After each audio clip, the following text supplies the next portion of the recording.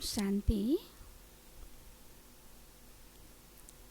आज बाप दादा के अव्यक्त महावाक्य 25 मई सन 83 की हेडिंग ब्रह्मा बाप की बच्चों से एक आशा। सर्व आत्माओं के शुभ चिंतक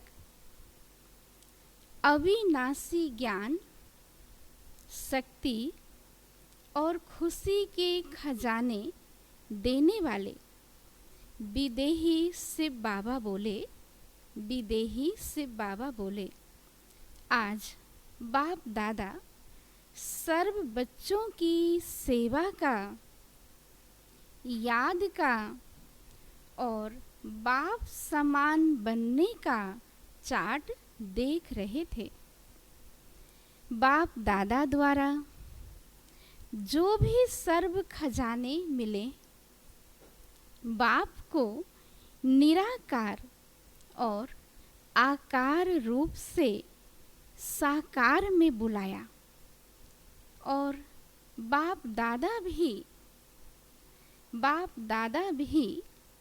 बच्चों के स्नेह में बच्चों के बुलावे पर आए, मिलन मनाया। तो अब उसके फल स्वरूप सभी बच्चे कौन से फल बने हैं? बाबा ने पूछा कि बाबा को स्नेह से बुलाया, बाबा को निराकार बाप को आकार रूप से साकार में बुलाया। तो बाबा ने पूछा कि बच्चों के स्नेह बाबा को हमने बुलाया, तो अब कौन सा फल तैयार हुआ है? प्रत्यक्ष फल बने, सीजन के फल बने, रूप वाले फल बने व रूप रस वाले फल बने। बाबा ने पूछा कितने प्रकार के फल? पहला प्रत्यक्ष फल, दूसरा सीजन के फल बने, तीसरा रूप वाले फल बने और रूप के साथ बाबा ने कहा रूप रस वाले फल बने। डायरेक्ट पालना के अर्थात पेड़ के पके हुए फल बाबा ने डायरेक्ट पालना जिन बच्चों को दी, तो बाबा ने कहा वो पेड़ के पके हुए फल बने व कच्चे फलों को कोई एक दो विशेषताओं के मसालों के आधार पर स्वयं को रंग रूप में लाया है।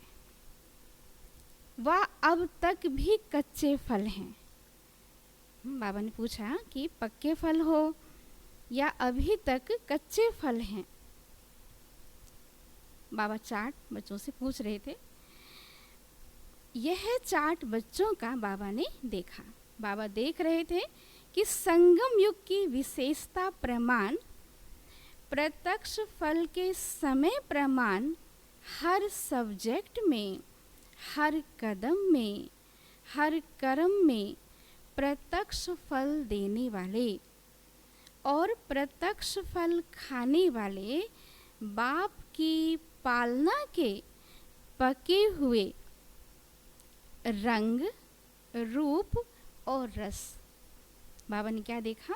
रंग, रूप और रस तीनों से संपन्न अमूल्य फल होना चाहिए। फिर अभी अपने आप से पूछो। बाबा ने चेक करने के लिए कहा कि अब अपने आप से पूछो कि मैं कौन सा फल हूँ? तो सदा संग के रंग का फल, बाबा के संग में रहने का, सदा संग रहने का जो रंग, सदा ब्रह्मा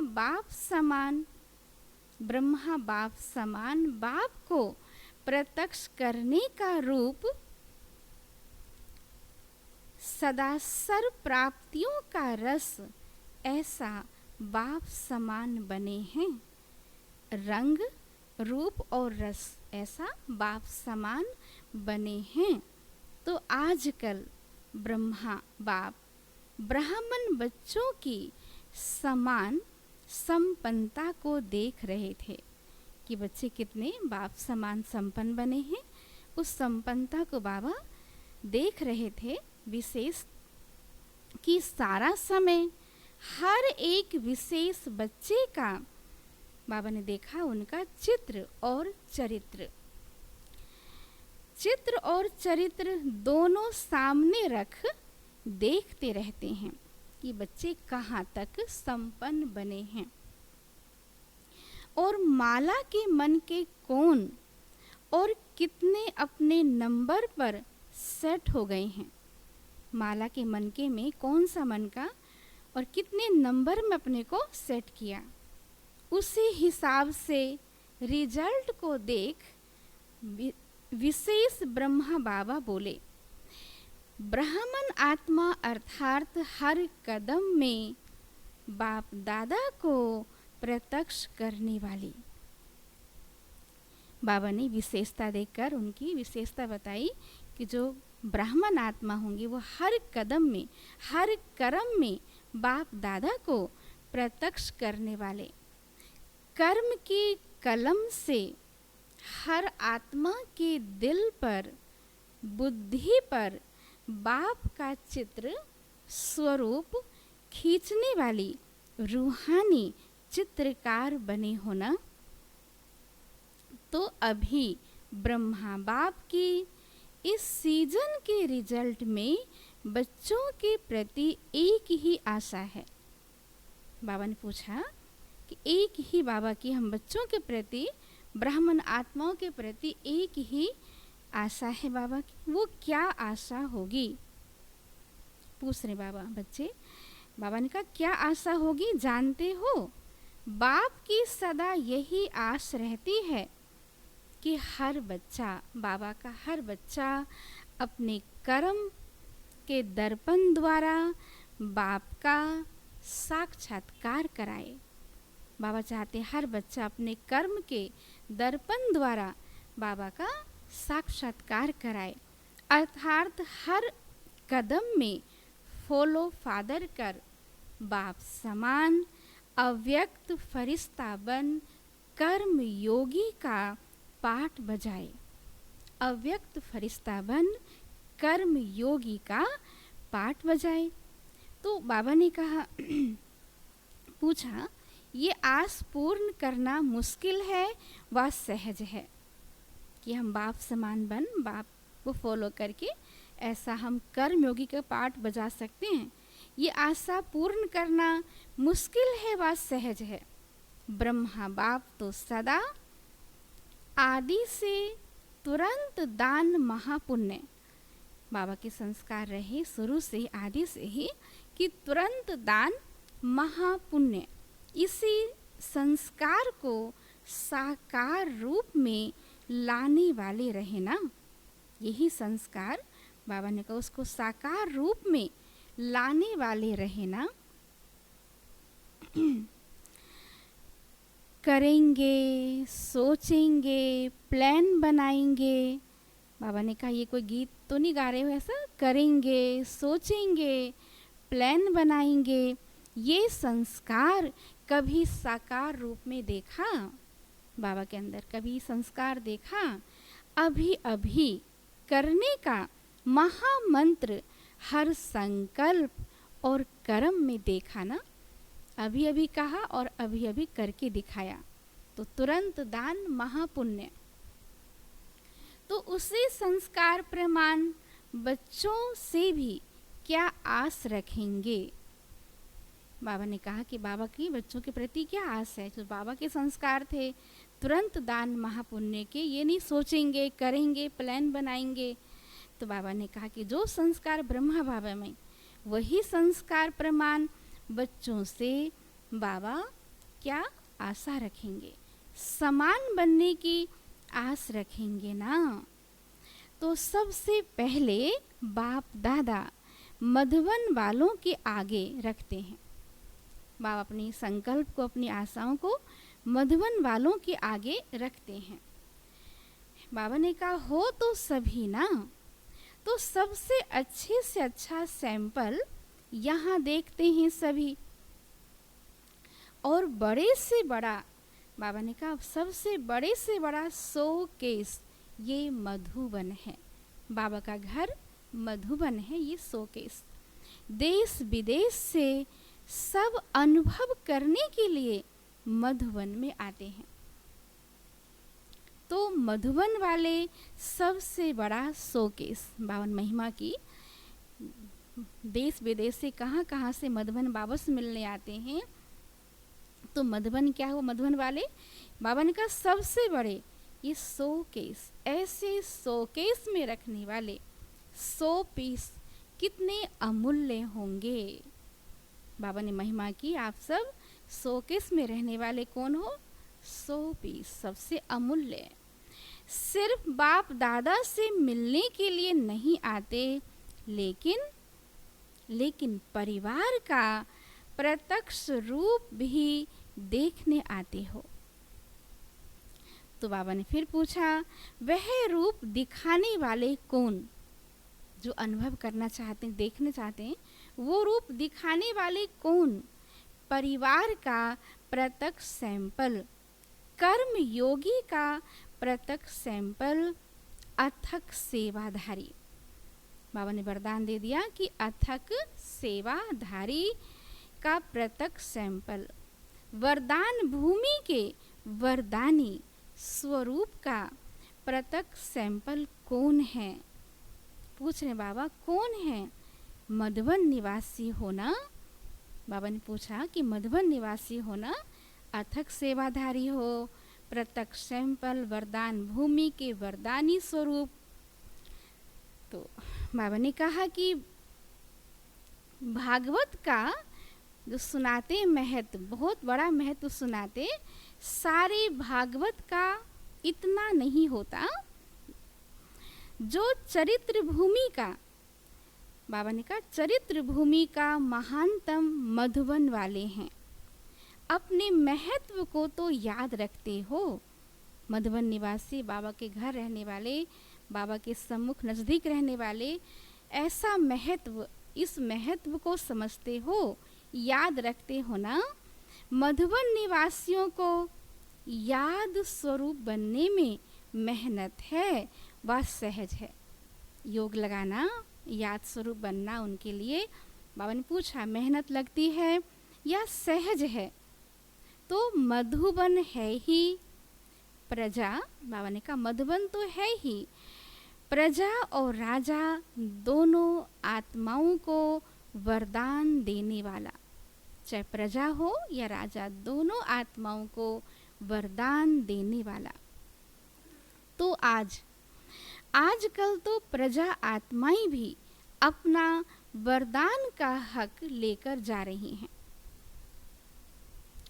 और जब प्रजा भी वरदान ले रही हैं, तो वरदान भूमि में रहने वाले कितने वरदानों से संपन्न आत्माएं होंगी।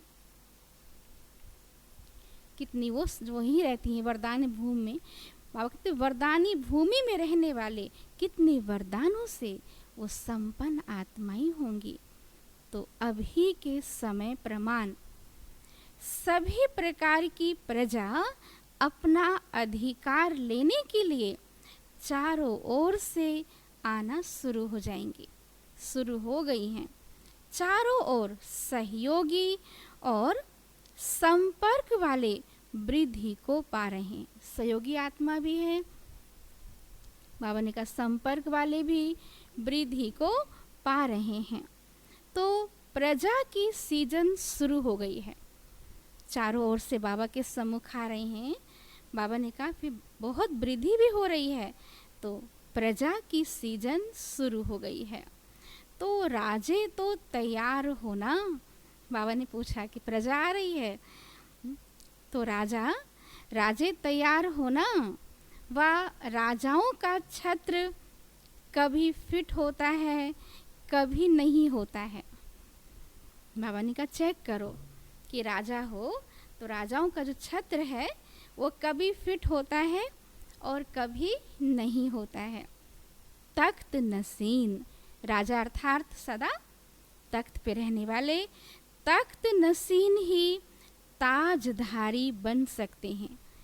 तो बाबा ने तख्त पूछा बाबा का, जो सदा ही बाबा के दिल तख्त पे रहते हैं, स्वराज अधिकारी आत्मा, तो तख्त नसीन ताजधारी बन सकते हैं। और तख्त नसीन नहीं तो ताज भी सेट नहीं हो सकता। जब तक बाबा ने कहा नहीं बैठेंगे तख्त पे तो ताज भी सेट नहीं हो सकता।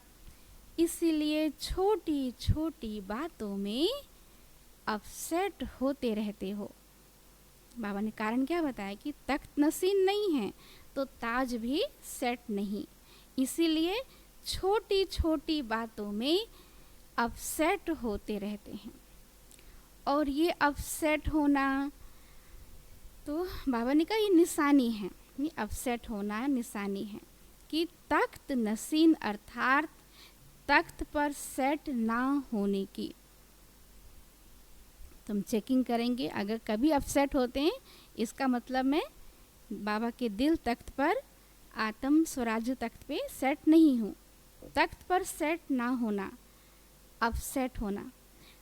तख्त नसीन आत्मा को व्यक्ति तो क्या लेकिन प्रकृति भी अपसेट नहीं कर सकती। व्यक्ति तो क्या, प्रकृति भी अपसेट नहीं कर सकती। माया का तो नाम निशान ही नहीं, उसके पास माया बिल्कुल नहीं आएगी भूल कर, माया का तो नाम निशान ही नहीं होगा। तो ऐसे तख्त नसीन ताजधारी वरदानी आत्माएं होना। पूछ रहे बाबा हम कौन हैं? तख्त नसीन ताजधारी वरदानी आत्माएं। बाबा ने कहा समझा, समझा बच्चे। मधुबन के ब्राह्मणों का महात्म व महत्व। अच्छा, आज तो मधुबन निवासियों का टर्न है। बाबा मिलन मना रहे थे मधुबन निवासियों से, तो बाबा ने कहा आज तो मधुबन निवासियों का ही टर्न है, बाकी तो सब गैलरी में बैठे हैं। सब गैलरी में बैठे हैं। गैलरी भी अच्छी मिली है ना। अच्छा, आदि रतन, आदि बाबा कहते हैं आदि रतन आदि स्थिति में आ गए ना। मध्य भूल गया ना, मध्य भूल गया। बाबा ने पूछा आगे, ये डालियां वगैरह सब छूट गई। आदि रतन सभी उड़ते पंछी बनते जा रहे हो ना। सबसे किनारा छूट गया ना, तो सभी उड़ते पंछी बनते जा रहे हो ना। जिस बाबा ने कहा कि कल भी मुरली सुनी तो छोड़ो तो छूटो। तो बाबा ने पूछा कि सब कुछ छोड़ दिया है, उड़ते पंछी बन गए हो। सोने का हिरन के पीछे भी कभी नहीं जाना, चाहे कितना भी सुंदर हो सोने का हिरन, उसके पीछे कभी नहीं जाना। किसी भी तरह की आकर्षण बस नीचे नहीं आना है। कुछ भी हो जाए लेकिन किसी आकर्षण के बस नीचे हमें नहीं आना है। चाहे किसी भी प्रकार के बाबा ने कहा समस्या सरकमटांस बुद्धि रूपी पाँव को हिलाने आवे। कितनी माया आ जाए, कोई प्रॉब्लम कोई भी समस्या बुद्धि रूपी पाँव को हिलाने आवे, लेकिन सदा कैसे रहेंगे हम? सदा अचल अडोल और नष्टो मोहा। अचल अडोल, कुछ भी हो जाए लेकिन अचल अडोल नष्टो मोहा और निर्माण रहना, निर्माण चित निर्माण रहना। तभी उड़ते पंछी बन उड़ते और उड़ाते रहेंगे, खुद भी उड़ेंगे औरों को भी उड़ाते रहेंगे। तो हम सब कौन है बाबा के? उड़ते पंछी, सदा न्यारे और सदा बाबा के प्यारे। तो बाबा ने कहा न्यारे और प्यारे सदा रहेंगे, कभी कभी नहीं, सदा के लिए। ना किसी व्यक्ति के, ना किसी हद के प्राप्ति के प्यारे बनना। बाबा ने समझाया कि प्यारे किसके बनना है? सिर्फ बाबा के। ना किसी व्यक्ति के, ना किसी हद के प्राप्ति के प्यारे बनना। ज्ञानी तो आत्मा के आगे ये सब हद की प्राप्तियां ही, ये बाबा ने कहा, सोने के हिरन के रूप में आती हैं। हद की प्राप्तियां ये सब सोने के हिरन के रूप में आती हैं। इसीलिए हे आदि रत्नों, बाबा समझा रहे हैं कि हे मेरे आदि रत्नों, आदि पिता समान सदा। बाबा ने कहा जो आदि पिता का स्लोगन रहा कि सदा निराकारी, निर्विकारी और निरअहंकारी। बस 3 बात याद रखेंगे। आदि पिता समान, सदा निराकारी, निर्विकारी और निरअहंकारी रहना। समझा बाबा के बच्चे, समझा? अच्छा, ऐसे हर कर्म में बाप का प्रत्यक्ष स्वरूप दिखाने वाले, बाप का प्रत्यक्ष स्वरूप दिखाने वाले, प्रत्यक्ष फल स्वरूप सदा तुरंत दान महापुण्य, तुरंत दान महापुण्य करने वाले पुण्य आत्माएं हर कर्म में ब्रह्मा बाप को फॉलो करने वाले और विश्व के आगे चित्रकार बन बाप का चित्र दिखाने वाले। तो ऐसे ब्रह्मा बाप समान श्रेष्ठ आत्माओं को बाप दादा का याद, प्यार और नमस्ते।